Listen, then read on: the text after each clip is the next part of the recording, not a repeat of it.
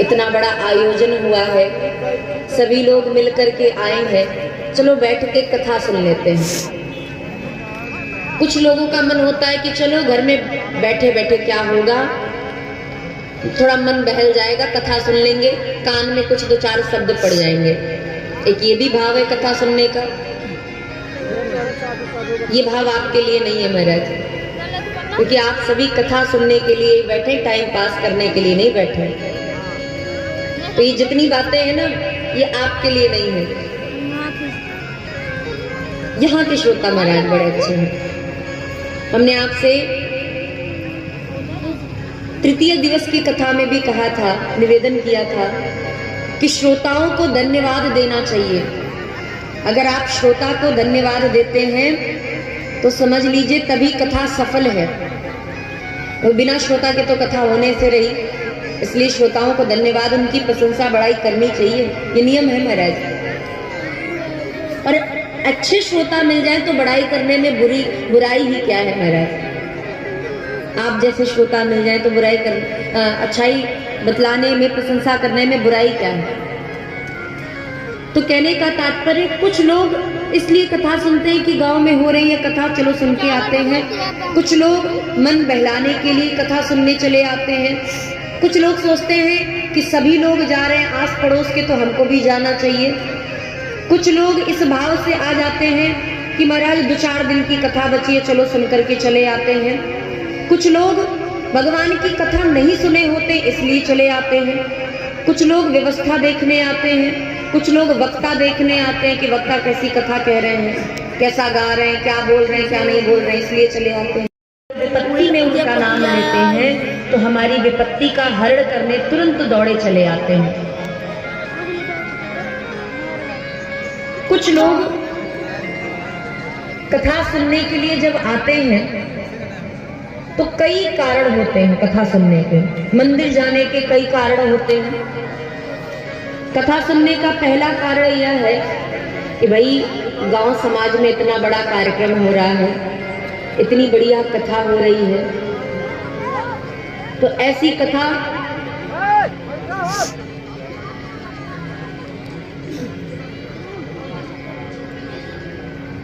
बोल दीजिए।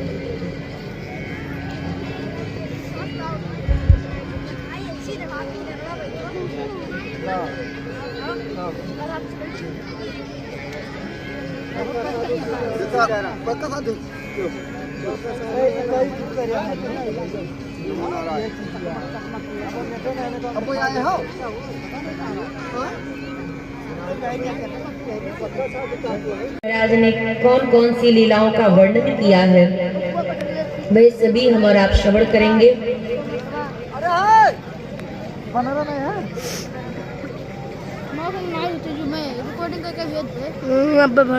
प्रभु के जन्म महोत्सव को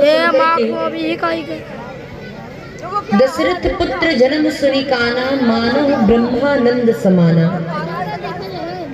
जब दशरथ जी महाराज ने अपने पुत्रों के जन्म की खबर को श्रवण किया, सुना, तो मानव ब्रह्मानंद प्राप्त हो गया। सबसे छोटा होता है सुख, सबसे छोटा सुख होता है। सुख से बड़ी होती है शांति, शांति से बड़ा होता है आनंद, आनंद से बड़ा होता है परमानंद, और परमानंद से भी बड़ा होता है ब्रह्मानंद। दशरथ पुत्र जन्म सुनी काना, मानव ब्रह्मानंद समाना। मानो ब्रह्मानंद की प्राप्ति हुई हो, इस प्रकार दशरथ जी महाराज मगन हो गए। संसार में आपको मिथ्या सुख मिल सकता है जो क्षण भंगुर रहता है। क्षण भंगुर अर्थात जैसे सरसों के तेल में, गरम खौलते हुए सरसों के तेल में आप एक सरसों का दाना डाल दीजिए, तो जब सरसों के दाने को आप डालेंगे और डालते समय जो आवाज आएगी वो होगी क्षण की, क्षण की आवाज आएगी। उसे कहते हैं क्षण भंगुर, एक क्षण। और यह जो सुख की प्राप्ति होती है हमको और आपको, यह भी क्षणभंगुर के समान है। क्षणभंगुर का अर्थ टिकने वाली नहीं है, आई है तो चली गई। कहते ना सुख के दिन बहुत जल्दी व्यतीत हो जाते हैं और सुख के दिन बीतते ही नहीं महाराज, कटते ही नहीं है। तो सुख के दिनों में तो सुख कब आता है और कब चला जाता है नहीं पता चलता है। तो सुख तो हो गया सबसे छोटा, क्षणभंगुर है, आया और कब गया पता नहीं। जीवन में जब शांति आती है तो कुछ पल ठहरती है और शांति सबको नहीं मिलती है महाराज। आज तक किसी भी व्यक्ति को 4 दिन की शांति नसीब नहीं हुई है। सभी कहते हैं महाराज 4 दिन की शांति नहीं नसीब है।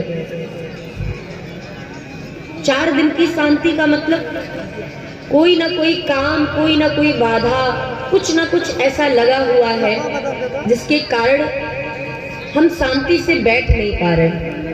कभी कोई घर के गृह कार्य, कभी नाना प्रकार के जंजाल, कभी दुख, कभी सुख, कभी किसी की कोई परेशानी, कभी घर में, कभी रिश्तेदारी में, कभी समाज में, कभी मोहल्ले में, कभी शरीर में, कभी मानसिक, कभी दैहिक, कभी भौतिक।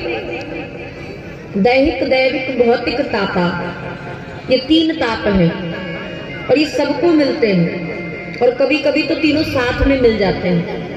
शारीरिक, दैहिक अर्थात शारीरिक कष्ट, दैविक अर्थात दैवीय कष्ट। अचानक से किसी की मृत्यु हो जाना, एक्सीडेंट हो जाना, अचानक से ऐसा रोग लग जाना जिसकी दवा पानी कराते कराते जमीन बिक जाए लेकिन रोग ना ठीक हो। और ऐसा भी नहीं कि रोग लगा तो आदमी चले गए, रोगी चला गया, नहीं, रोग लगा है तो लगा ही रहेगा, फिर चाहे मकान ही क्यों ना बिक जाए। तो दैहिक, दैविक, दैवीय किसी भी प्रकार का प्रकोप आ गया, प्रकृति का प्रकोप हो गया, भूकंप हो गया, किसी भी प्रकार की प्राकृतिक आपदा आ गई। और भौतिक, यह भौतिक ताप भी जो संसार का भौतिक ताप है, कहते हैं महाराज दुख संसार में ही मिलता है क्योंकि ये भौतिक ताप है, संसार से ही मिलता है। भगवान ने कभी किसी को दुख दिया? कभी किसी से आपने सुना कि भगवान हमको बड़ा परेशान करते हैं? किसी से नहीं सुना होगा क्योंकि भगवान किसी को कष्ट देते ही नहीं है। आप विचार कीजिए, जिस व्यक्ति को आपने देखा नहीं है, जिस व्यक्ति के